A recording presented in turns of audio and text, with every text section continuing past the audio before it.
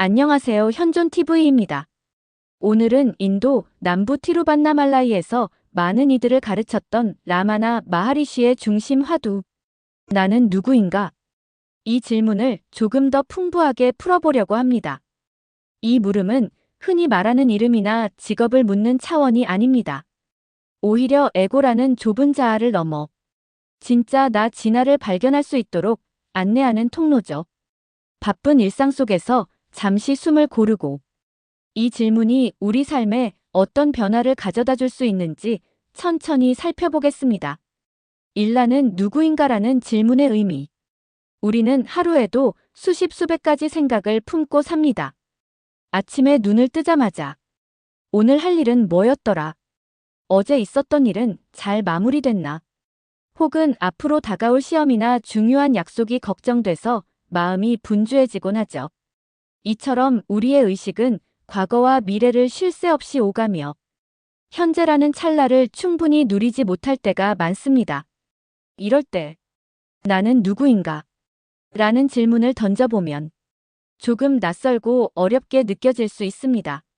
내 이름은 이렇고 내 직업은 저렇고 성격도 이렇고 그렇게 설명하면 되는 거 아닌가 하고 생각할 수도 있지만 라마나 마하리시의 가르침은 훨씬 더 깊은 차원에서 우리 자신을 바라보라고 권합니다.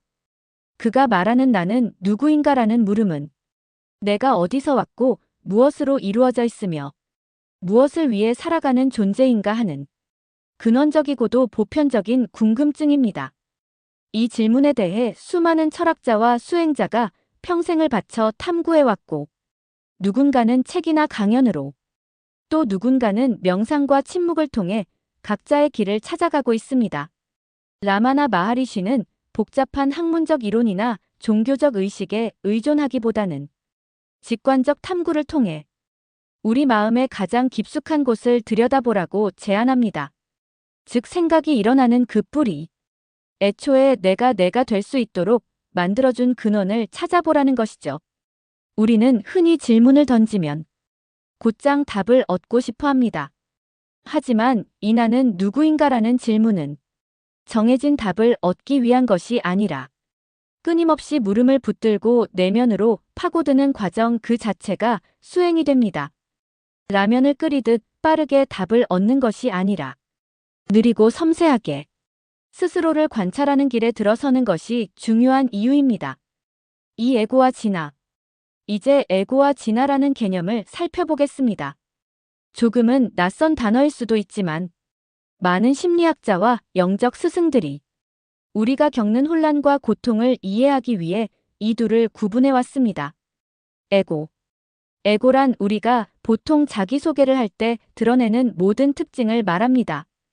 이름이나 나이, 성별, 성격, 직업, 신분, 과거의 경험, 미래의 목표 등등. 이런 것들을 총합해 나는 이런 사람이야 라고 규정하는 것이 에고입니다. 예를 들어 나는 실패자야. 나는 성공한 사람이야. 나는 누구보다 착해. 나는 너무 예민해. 등의 자기인식이 모두 에고의 영역이라고 볼 수 있습니다. 에고는 잘할 때는 우쭐해지고 조금만 못해도 스스로를 탓하며 괴로워하거나 주변의 평가에 따라 크게 흔들리는 성향을 지닙니다.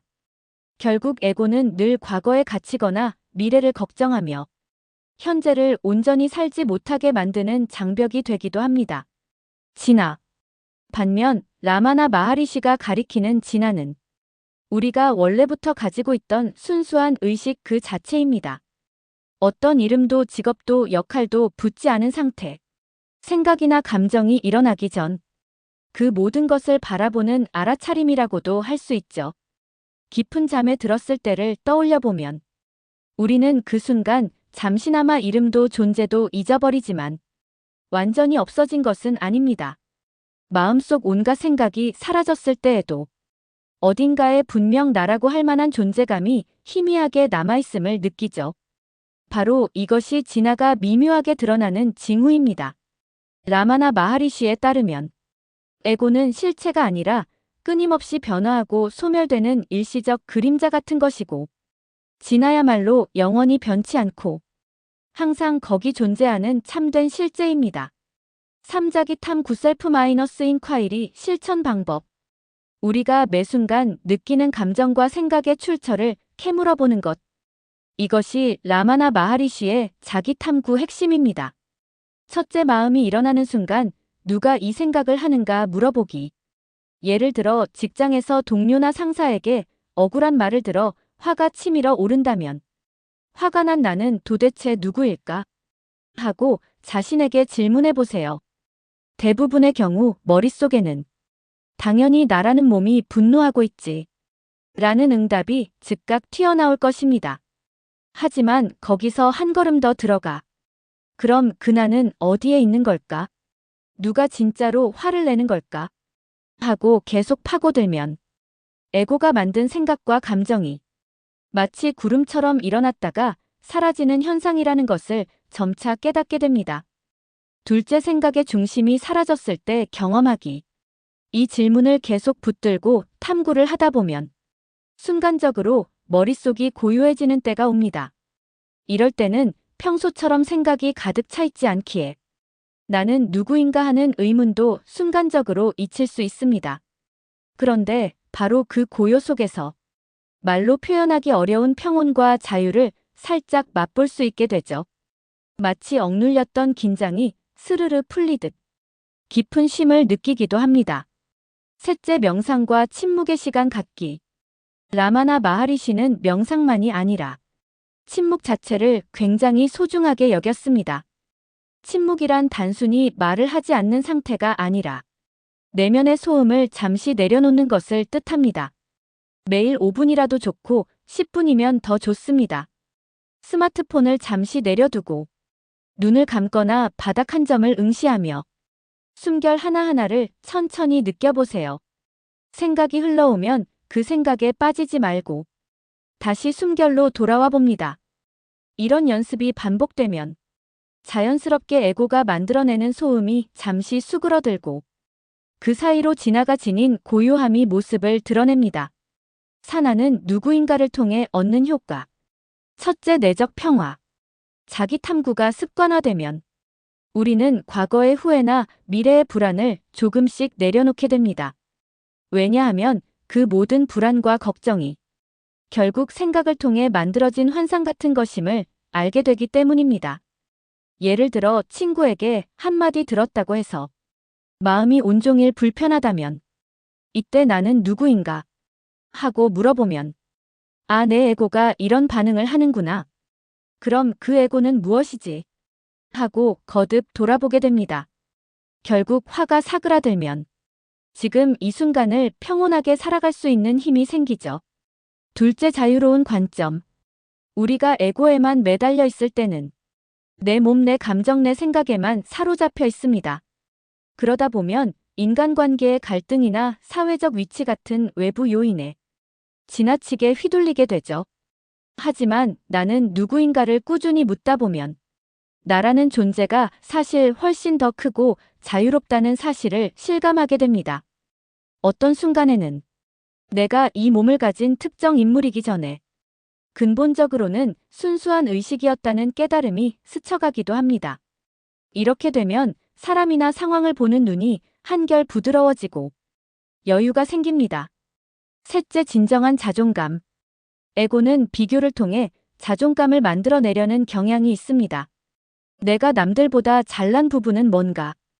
혹은 내가 남들보다 뒤처지는 건 무엇인가? 이런 식으로 끝없이 저울질하죠. 하지만 진화의 관점에서는 어떤 조건에도 흔들리지 않는 변치 않는 나가 존재합니다. 그래서 사랑을 많이 받든 못 받든, 성공하든 실패하든 내 근본은 그대로라는 사실을 체감하게 되면 자연스럽게 꿋꿋한 자존감이 자리 잡게 됩니다. 넷째, 깊은 연대감. 에고는 나와 타인을 분명히 나누는 성향이 강합니다. 그래서 저 사람은 나와 다르다. 나는 이 집단에 속하지 않는다. 등의 경계심을 늘 세우죠.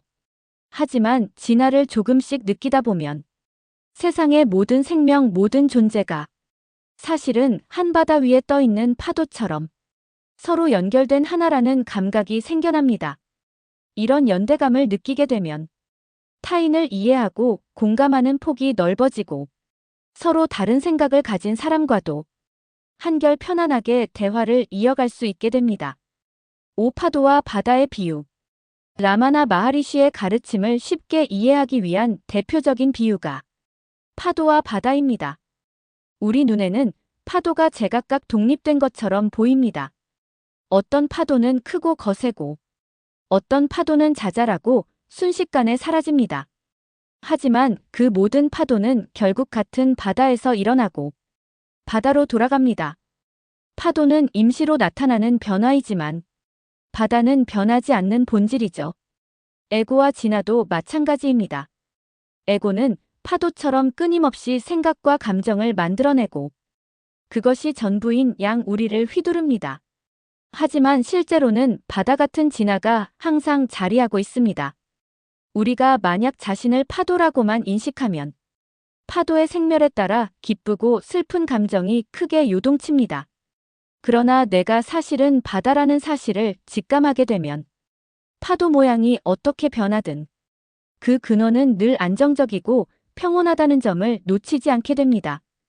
육결론 에고를 넘어 진화를 발견하는 길. 이제 나는 누구인가라는 질문이 단순한 말장난이 아니라 에고적 자기인식을 넘어서 영원하고 변치 않는 진화를 발견하는 관문임을 알 수 있습니다. 에고는 과거나 미래에 대한 집착 속에서 자신을 끊임없이 옳거나 그르다고 판단하며 흔들리지만 진화는 항상 지금 이 순간에 머물며 그 어떤 변화에도 영향을 받지 않습니다. 라마나 마하리시는 복잡한 논리보다 오직 스스로에게 물어라.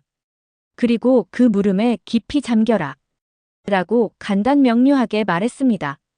이는 종교나 문화 배경에 관계없이 누구나 시도해 볼 수 있는 직관적이고 실천적인 방법입니다. 우리에게 필요한 건 거창한 지식이나 의식이라기보다 매일 작은 순간들을 붙들고 나는 누구인가? 지금 화를 내는 나는 누구인가? 기대하고 두려워하는 나는 어디에 있는가? 이렇게 질문을 이어가는 꾸준한 관심입니다. 7. 마무리 인사. 오늘은 라마나 마하리시가 강조했던 자기 탐구의 핵심을 여러 예시와 비유를 곁들여 길게 나눠봤습니다. 처음에는 이런 탐구가 생소하고 어렵게 느껴지실 수 있지만 조금씩 연습하다 보면 어느 순간 평소와 다른 내면의 고요가 찾아오는 걸 느낄 수 있을 겁니다. 이 영상이 도움이 되셨다면 구독과 좋아요, 그리고 알림 설정을 부탁드립니다. 댓글로 궁금한 점이나 느낀 점을 나눠주시면 다음 영상에서 함께 더욱 깊은 이야기를 나눠보도록 하겠습니다. 오늘도 현존TV와 함께 나는 누구인가? 라는 질문을 통해 에고를 내려놓고 진화의 평화와 자유의 한 걸음 다가가 보시길 바랍니다. 시청해주셔서 감사합니다.